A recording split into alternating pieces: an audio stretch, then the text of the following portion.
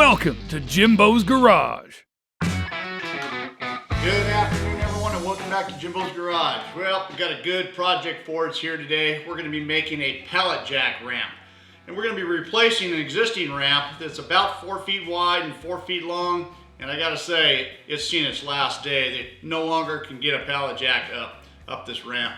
So they've asked me to make a new one, and I'm going to make this thing close to the same dimensions, 4 feet wide, 5 feet long. We're going to give them a little bit more ramp space to get up into this container. And we're going to be using some 2x6, 1/8-inch thick rectangular wall tubing. And I got a 2x4 here, 1/8-inch thick wall as well. We'll probably do something with that with some reinforcement in the center. And then we'll be putting a 1/8-inch thick diamond plate on the surface. So let's get started with today's video. Alright, so I pulled this material out from the side of my shop. It's been outside for a couple of years, and I'm just knocking the rust off it right here with the flap disc, getting it back down to some smooth metal again. You can see I got my respirator on, I got the doors and windows open, and kind of blowing all this stuff out the door. Rust cannot be good for you as you're doing this. You see there's quite a bit of it's coming off right here. But it didn't take too long, and I was able to get everything back to some nice workable smooth metal. And there it is, the pieces, at least most of the pieces we're going to need. Now you can see this thing right here. This is a new air nozzle I picked up. It's called a Typhoon by Coil House Pneumatics. You know, it wasn't the cheapest thing in town. This thing was about 35 bucks. I got it on Amazon, but I'm just tired of those cheap ones that you get at the local big box store. They just don't last long. That one there is pretty amazing. It works really good. You can just see I'm slicing things up to the right dimension here with the slugger.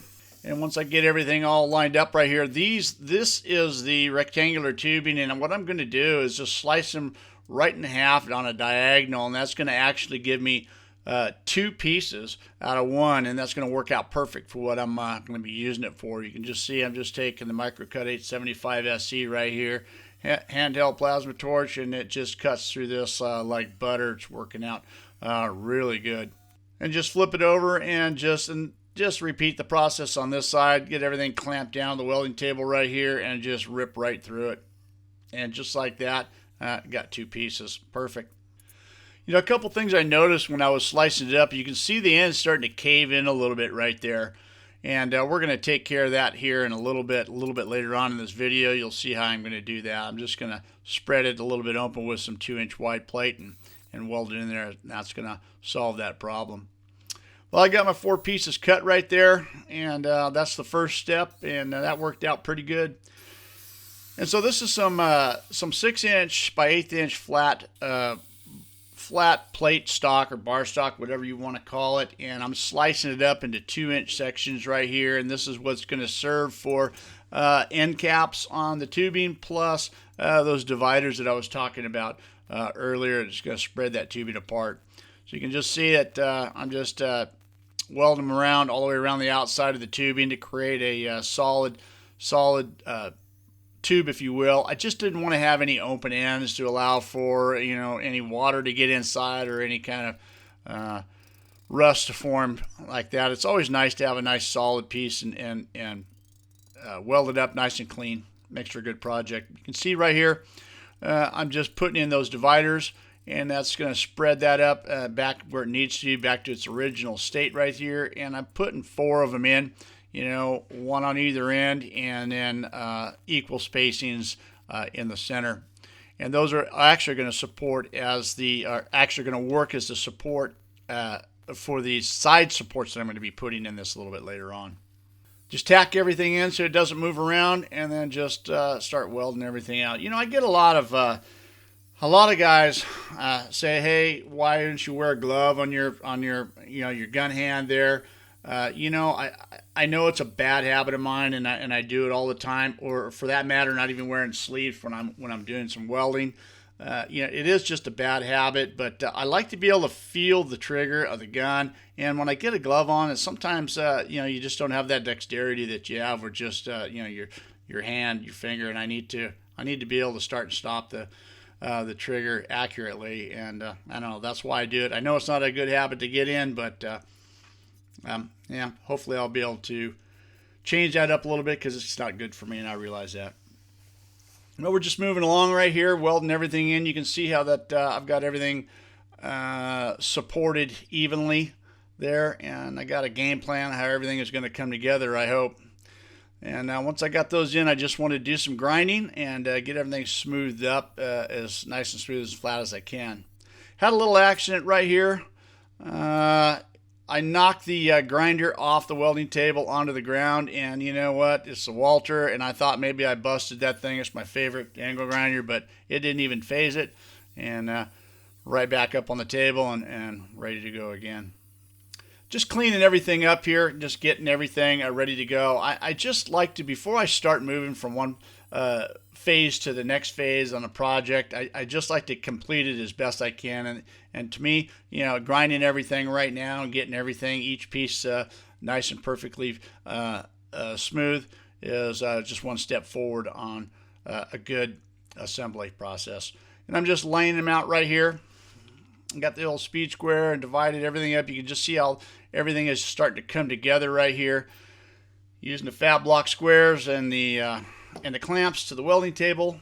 I'm telling you what, having this welding table has just really been a blessing for me. It's made fabrication so much easier and faster and even and better. You know, everything is perfectly square all the time, and you're able to clamp and hold everything down in place. It just, for me, it works out really good. Now this is some of these cross supports I was talking about earlier. This is some 2-inch square tube right here. I think it's 0.95 wall thickness. It's something I had sitting around, and it happened to be fit perfect for what I need it for right there. And then this is the 2x4 piece that is going to be in the upper part of the support for the cross supports there. Just cutting everything to length right now. And just got my big square there, just making some marks to be sure everything is going to line up nice and evenly. You can see that I've got the ramp clamped down on all 4 corners of the table. Everything is perfectly square at this point, and nothing's moving around. And then I'm just tapping these supports into place. And once everything is lined up, I'm going to start by just, you know, tacking all 4 corners in to be sure that nothing's going to move around. And so far, so good. Everything is looking pretty good. So the ramp is finally taking shape, you know, and this is just something, you know, I build as I go on most of the time on just about every project that I do. You know, I do have some plans on some, but on something like this, they just said, hey, just do what you can, make it work the best way you think you can. Anything is better than what we have at this point. And so, you know, a lot of times I have a tendency to overbuild things, but in this case, that might be the situation too. But I just can't stop myself. Once I start going, I just want to, you know, make it the strongest that I possibly can. But this material was the stuff that I had laying around the shop, so I'm glad I was able to utilize it. You can just see now, once I got everything all tacked and squared up, I'm just welding things out right here on this side of it. I'm going to flip it around here in a minute and be able to and get the other side.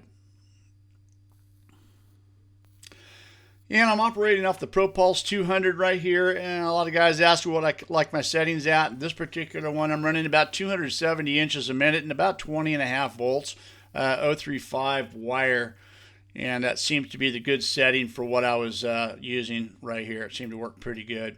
You know, a lot of times when I'm using different material, I like to switch it up and change the wire speed up and so on and so forth, but this worked out really good. Yeah, just finishing up all these welds. Okay, so here's the diamond plate right here that, you know, I'm working by myself like I always do. And this thing's starting to get heavy, so I'm trying to utilize it everything I possibly can. You can see that I've clamped it down, and I've got a little bit of gap underneath there, so I just grabbed some nails and kind of wedged them underneath there and pulled that gap up. That gap was from when I plasma cut the angles. It maybe didn't get exactly right. It might have been off a little bit. And so anyways, once I got everything all pinned up where I wanted, again, everything's clamped down, it's just time to start welding the bottom part of this ramp and the diamond tread to the ramp itself. And I didn't know exactly how to space the welds there, so I put like you know, some 2-inch long beads every 6 inches apart on the inside of each one of those squares. And you know, I thought that would be enough to be able to hold it. I don't think it's going to go anywhere. You know, at first I thought maybe I was going to weld the whole thing completely out, but that's really not necessary. Anyways, I got everything all done right here. A lot of welding that happened right here, but I was able to get through it. Alright, so I got all the welding done right here, and then I want to take the angle grinder and just kind of smooth everything out. That bottom part of the ramp right there is what's actually going to be on the ground, and I didn't want anything to be rocking around. I kind of wanted to have everything nice and flat. So just take the flap disc, go around, smooth out some of those welds around some of the corners, and we're good to go. So one of the last things I had to do right here was put some handles on either side of this ramp. That's what the client had requested. The other ramp had that, and they wanted some handles to be able to move it around. So I was able to find some 5/8 round bar stock there in my scrap pile. And I thought that'd be the perfect size, and it's just fired up my oxyacetylene torch right here with the rosebud on there and clamped it in the vise. And I'm just going to heat this up and then bend it to 90 degrees. We'll do that on both sides right here. You know, I like to utilize everything I have in my shop. This is, you know, I don't get a chance to use my oxyacetylene torches for too much of anything anymore except for just heating things up. And this is one of the occasions that worked out pretty good for this particular project anyway. You can see that I just clamped it in my vise. Those jaws are 4.5 inches across, and I thought that would be a good gauge to use to keep everything nice and even rather than trying to measure. You can see that you know, I just heating everything up right here and then just bending it right over, right up against the side of the jaw of the vise right there, and everything is exactly the same. This is the second piece. You can see what I'm talking about. I've got it clamped right to the very end of the vise, and then I'm heating this up at the other end. And then when I get this heated up, you can see how that bends smooth right against the side of the jaw of the vise, and that'll make for both sides being equal. This went pretty good as to plan anyway. You know, sometimes things work and sometimes things don't. You'll see later on that I struggle with other parts of this build, but this went pretty smooth. I really like the way that this handle turned out. Now, one of the ways that you know, I thought about at first was just going to weld it directly onto the side of the ramp, but then I thought, you know what, maybe that's not the best way. Maybe I want to do something a little bit different to make it a little bit stronger. And in that case, this is what I did right here. I'm going to through drill it all the way through and then stick the bar all the way through and then weld it front side and back side. I think that's going to make it a lot more stronger than it would have been if I would have just welded it to the face of the plate. Not saying that my welds would break, but sometimes, who knows what, these people, they get banged around or dropped or a truck ran into them or something like that. I just thought that this would be a better way to go by through drilling it and welding it from both sides. So this is just a pilot hole right here, and then once I got the pilot hole drilled, then I went ahead and stepped it up. This is a 5/8 drill right here. And you know, it may not be the sharpest drill, but I was able to get through it, and then I just finished it up with a step drill on the back side. It kind of opened things up a little bit for me, gave me a little bit more flexibility. I was trying to get everything lined up and working really good. It took a little bit to make it happen for me. Maybe I didn't get those holes exactly square to one another, but eventually I was able to make it work. You can see when I flipped it over right there, I was struggling. It was just off a little bit, but you know what? I was able to you know, get that step drill in there and kind of open things up a little bit and get it adjusted, so it just worked in there perfectly. Once I got it in there, then it was just welding it on the outside and then all the way around, of course, and then on the inside as well. And I got to say that worked for a pretty good strong handle. I'm pretty pleased with that right there. I probably would have always thought about if I would have welded it to the outside, that really wouldn't have been very strong. But I'm very confident with this right here. This is a good move. And just repeated it on the other side right here, and that part of the ramp is complete. The handles are on. Moving down to the very last part of this right here is I need to bend the end of this diamond plate up about 15 degrees so it fits on the end of the container. And this is what I thought about doing here. I thought, well, I'll just heat this up and then I'll be able to bend this thing up. I think that'll work pretty good. Well, that did not work as planned. I struggled big time. As you can see, that's a long area to try to heat up and keep glowing red all the way across. It just wasn't going to happen. And once I realized it wasn't going to happen, I just said, okay, I'm in it now, so I just need to go forward and do the best I can. So you can see I just heated up a section and tried to bend it up, and bad things started happening right away. You can see that things are starting to bend out of shape. Nothing is working as planned.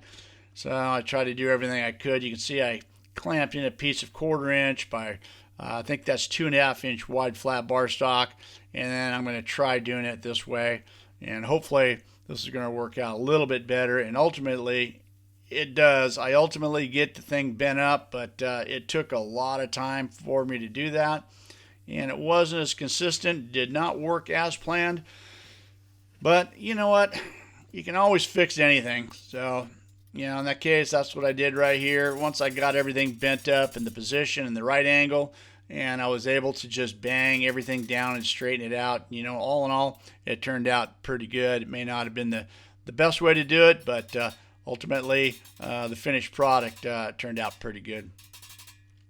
There's only a couple things left to do once I get everything all banged into place right here, and that is to weld the ends up on the end of that diamond plate right there, and then put some welds on the underneath side.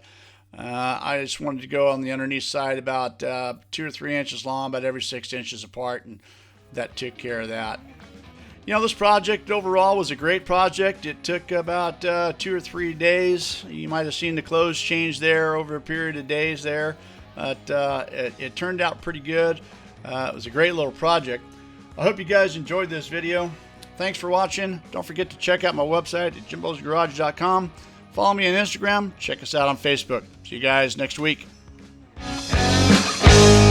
See you next time on Jimbo's Garage.